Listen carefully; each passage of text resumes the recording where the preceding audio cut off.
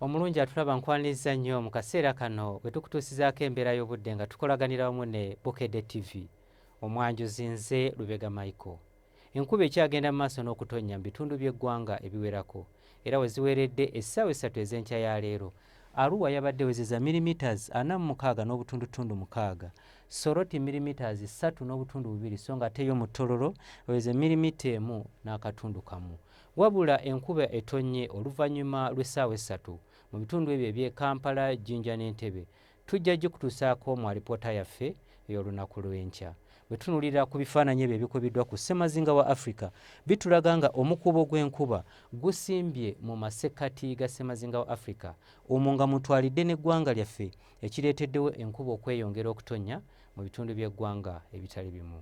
Enkya ku makya tusuubira enkuba okutonnya mu bitundu ebyo ebyebulunguludde ennyanja Nalubaale okwo kw'ossa n'ebitundu ebyo ebiri mu bukiikakkono era nga ejja kubeeramu n'okubwatuka okw'eggulu, so ng'ate ebitundu by'eggwanga ebisigaddewo ebirala tusuubira obudde okubeera obw'ekiddedde.